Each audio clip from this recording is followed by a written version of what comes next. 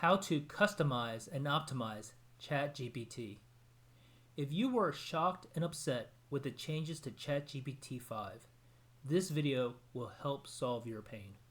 I empathize and feel your pain.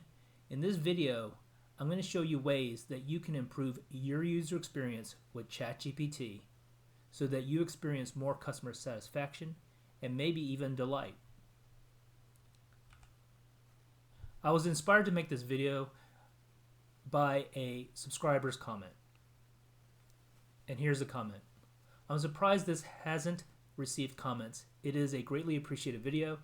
ChatGPT had changed so much I was exploring options. The answers it provided weren't insightful or even right sometimes, and it rambled while truly saying little of substance. One thing you didn't address is the continual follow-up suggestions and questions it offers. I've tried multiple ways of trying to shut that down. Again, thank you.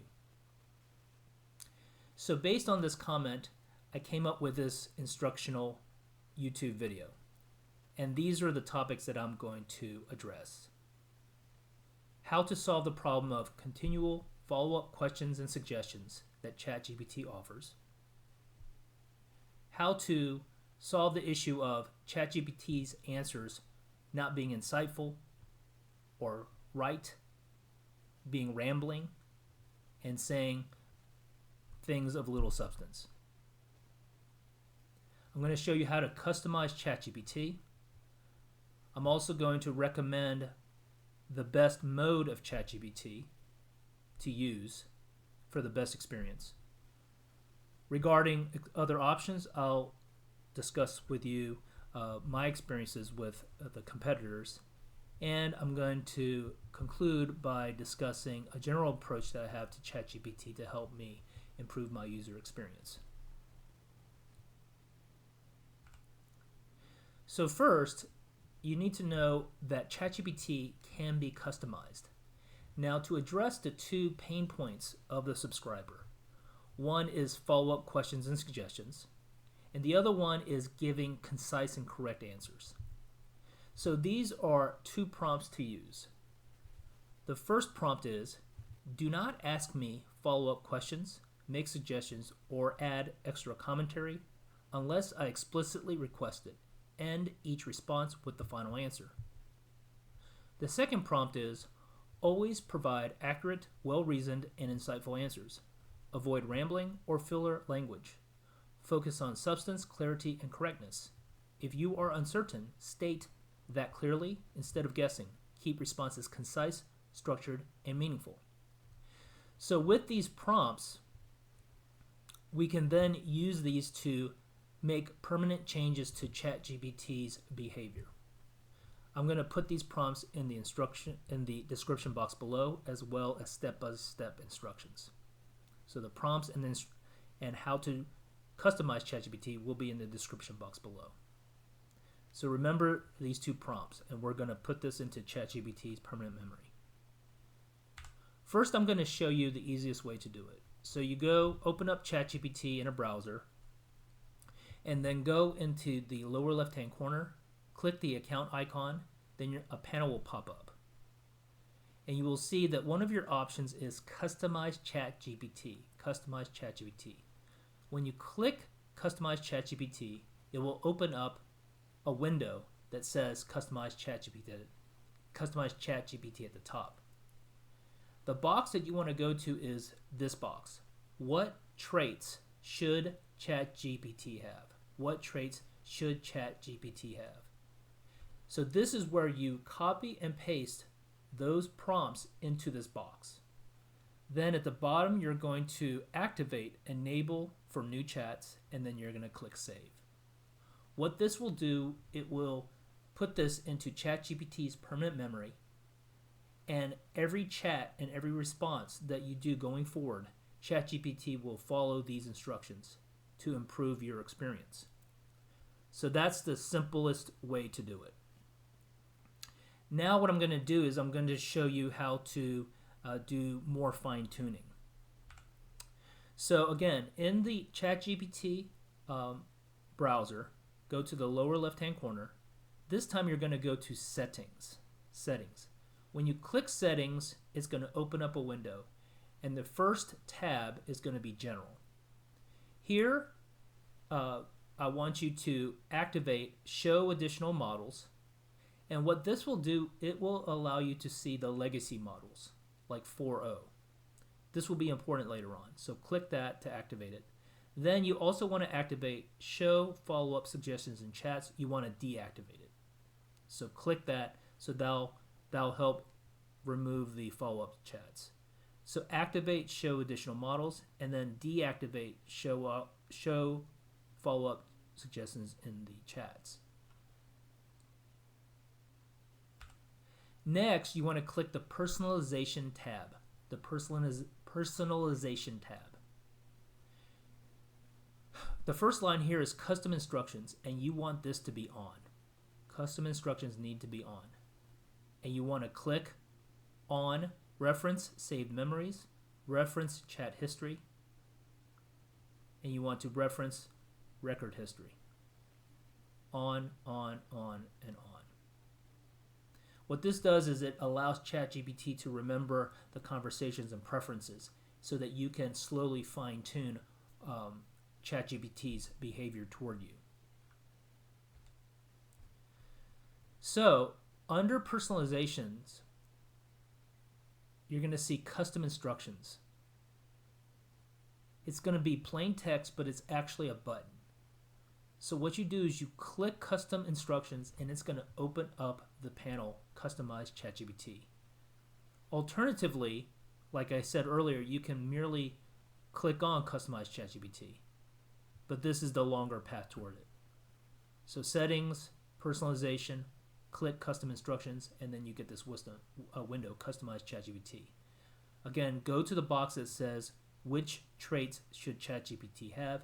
There you input your custom prompts. Then you're going to click enable for new chats, and then click save.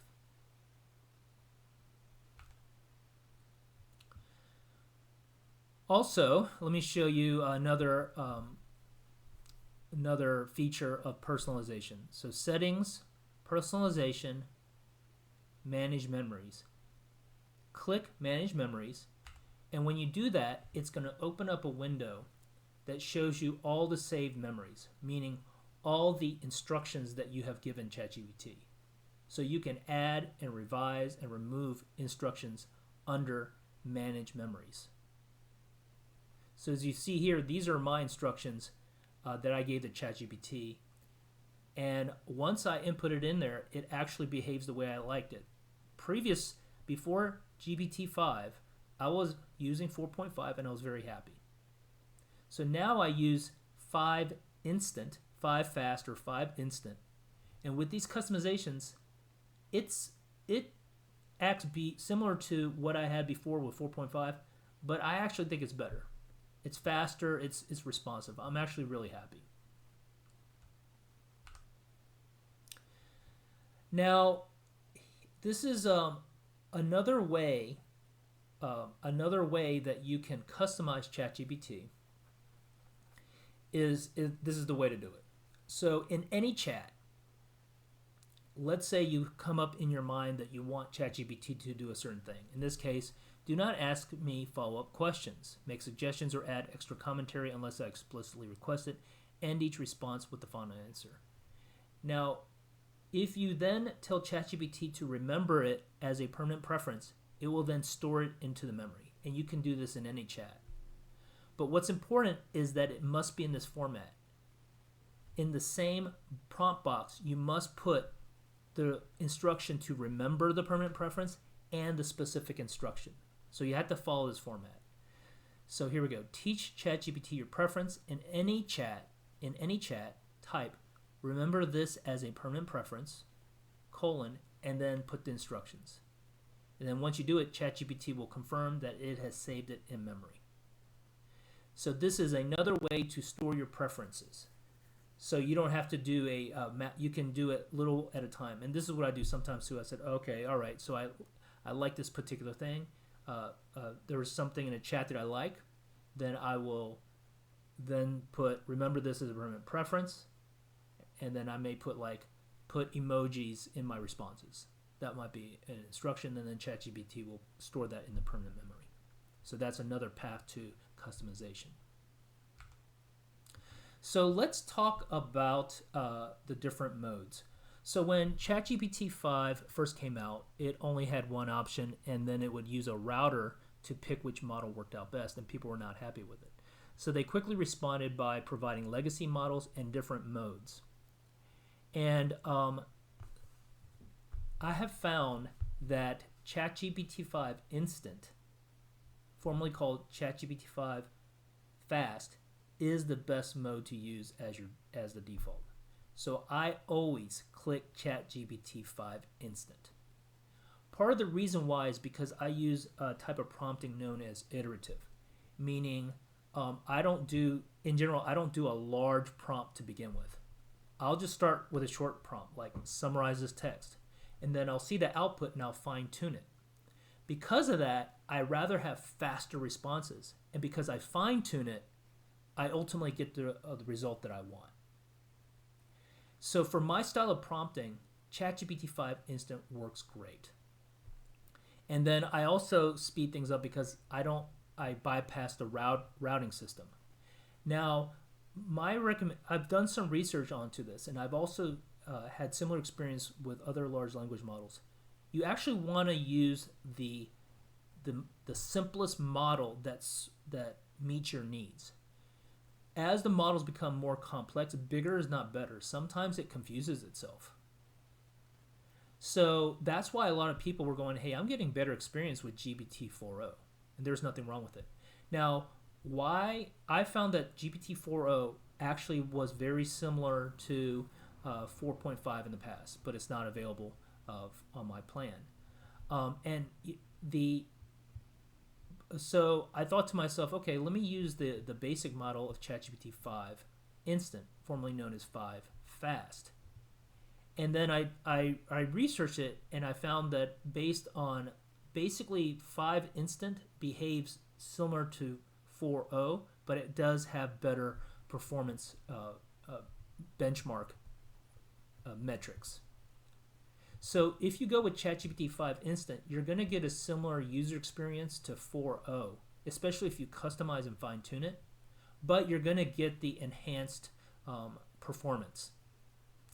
Now, when I need to do more complex things, I will then go to Thinking Mini. I don't go to the highest mode of thinking. I use Thinking Mini. So I go in steps. So let's say 98% of the time I'm using Instant. And maybe around 1% of the time I'm thinking Mini, and rarely do I use Thinking. Again, because I iterate, do rounds, I look at the output. And ChatGPT is good at that. So I'm going to say set it at 5 Instant as your default. Now previously in the settings we set it up where you can show older legacy models. So if you would like, you can still do 4.0, 4.1, 03, and 04 Mini. This is for the $20 a month plan. So other plans such as Enterprise and higher price plans may offer some of the models. But this is probably a transitional mode.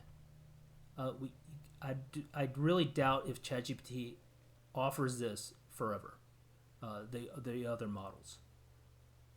But the solution is just go to 5 Instant, do some customization. I believe that you will get similar or better user experience to what you had in the past with 4.0 or 4.5. Now, the topic of exploring options. So at the beginning of this year, I decided to test the paid models of all the major large language models. Now I'm mostly interested in text, not imaging, etc. So basically summarization, research, writing drafts, etc. Okay, so I have the paid version of ChatGPT. I've been using the paid version of Gemini during the same period. I added Grok and then Claude. First, let me address Claude. Now, in terms of user experience, I believe that Claude is probably the closest user experience to ChatGPT. However, when I paid for the $20 plan, I reached my usage limit within an hour. And I'm not even a heavy user. I'm like, okay, this is not useful. Now, I actually believe that Claude is, from what I hear, I think that Claude is positioning itself primarily for it wants to be a niche company, and it wants the subscribers to be doing the $100 plan. But even the $100 plan, I've read people's comments on social media. People say that the usage limits there are also too low. But I think that Claude is wanting customers who are willing to pay $100 a month, and then they are. I think that they're probably targeting coders because coders say that Claude is very good, and maybe professional writers. So that's not me. So Claude is not in that category. I don't think they're going to change. I think that I think they're looking to be in that particular model. Okay. Now, so for me, Claude is not an option. I'm not paying $100 a month. It's not. Plus, I'm getting very good results with ChatGPT5 Instant with customization. Now, the next best model in terms of dialoguing and user experience would be Grok. So the subscriber complained that it wanted concise and substantive comments. Grok will give you that. It's the Super Grok is $30 a month, so it's $10 a month more than ChatGPT. So ChatGPT, Gemini, and Claude for their premium plans are $20 a month. Grok is $30 a month. I'm pretty happy with it, but it's pretty good, but I feel like it's an inferior product compared to ChatGPT. And currently, it's redundant. It doesn't provide me anything that ChatGPT cannot provide. However, Grok does have access to searching Twitter X posts. So if you're doing sentiment analysis or you're trying to research how people think about certain things, like, for example, in marketing, Grok does provide that specific advantage. Or sometimes if you're looking to get a different perspective or different styles of writing, Grok can provide that to you. I currently still am using it, but it's always on the borderline. There are some situations where I just found Grok to be useful, especially if I'm doing search. Also, Grok uses its own type of search engine, so it's a different type of search engine than ChatGPT and Gemini. Gemini, of course, uses Google. ChatGPT is based on using a Bing search engine. And then in terms of user experience, I think Gemini is probably worse of the major large language models. However, I believe that Gemini is is an essential software application because its ability to analyze PDF files, especially large PDF files. Also, it's linked in with the Google Google Documents and spreadsheets, so that provides some sort of benefit. It's part of the Google ecosystem. Also, it can you can also link it with YouTube. So if you look at Gemini, which can also you can also include Notebook LM and Google's AI mode, it is also a valuable application. Now, so in terms of user experience, I would say ChatGPT number 1, Claude 2, Grok 3, Gemini 4. In terms of what, if you're paying for the product, ChatGPT is essential. If you're going to pay for one product, it has to be ChatGPT, $20 a month. If I'm going to pick a second product, it's going to be Google Gemini, mainly because it has some functionalities that ChatGPT and Grok do not have, especially with respect to if you're doing analysis of PDF documents. So if I can see a future where I'm doing the paid version of ChatGPT and the paid version of Gemini, but not Grok and not Claude. Claude to me is not useful. The usage limits are too constraining. Grok to me is always kind of on the borderline, but right now I'm testing it out and I do find some use with it. So bottom line is this: if you're looking for options, ChatGPT is the best option, and have faith that it can be made and fine-tuned to be very, very useful.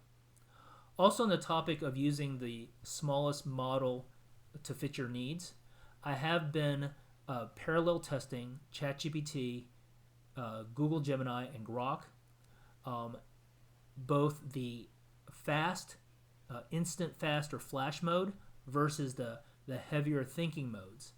Interestingly, with Gemini and Grok, their smaller models, the fast and the flash models, actually are performing better than their thinking models. And I asked both of them, both Gemini and Grok, what's up with this? Why are the flash and fast models working better? And they both say, for most uses, flash and fast will give superior, better results, and that the thinking model should be used for like more complex cases.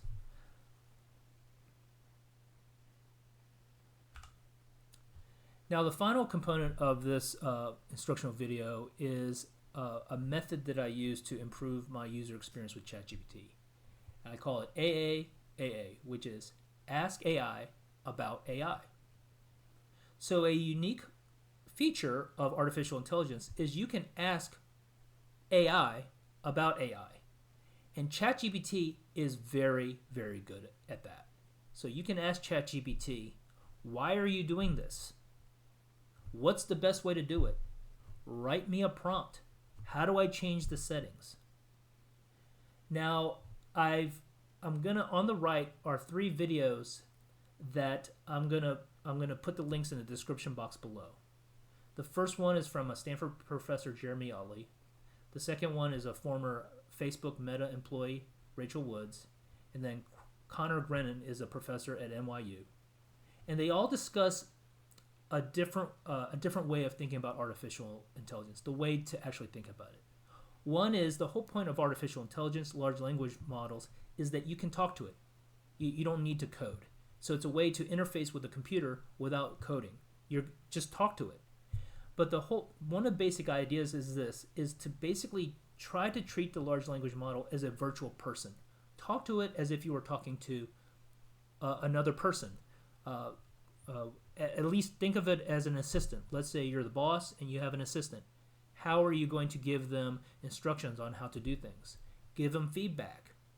Make it collaborative. Have it going back and forth. And then at the ultimate level, you can use ChatGPT as a virtual persona so that you can create a virtual team to collaborate with you.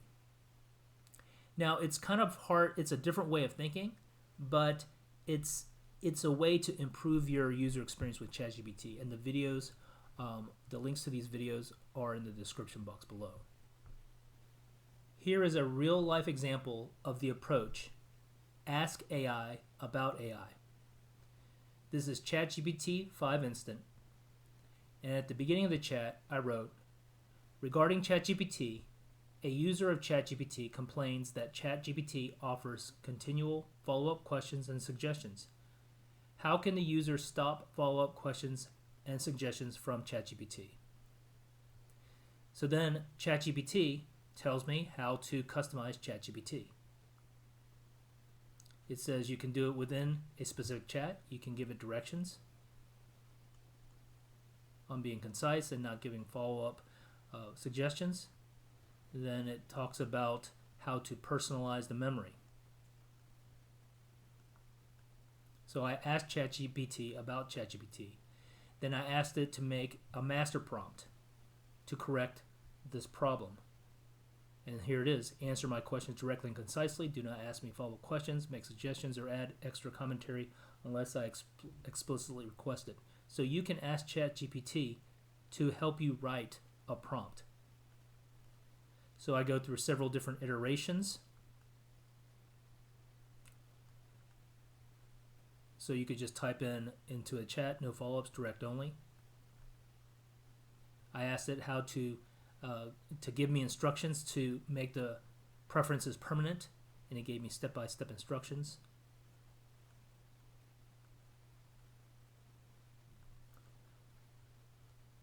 So here I wrote, write me a prompt.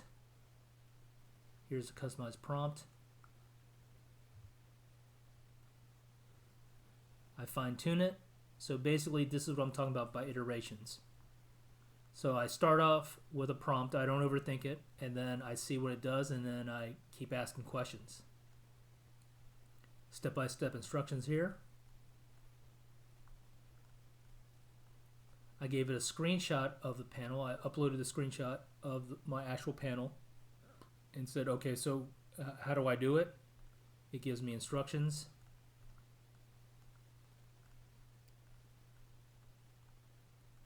So basically, I asked AI about AI. I asked ChatGPT to write me a prompt to, to solve a specific problem, and then I asked it to give me instructions, and I did iterations and improvements of the process. So that's an example of using AI to improve AI or asking AI about AI.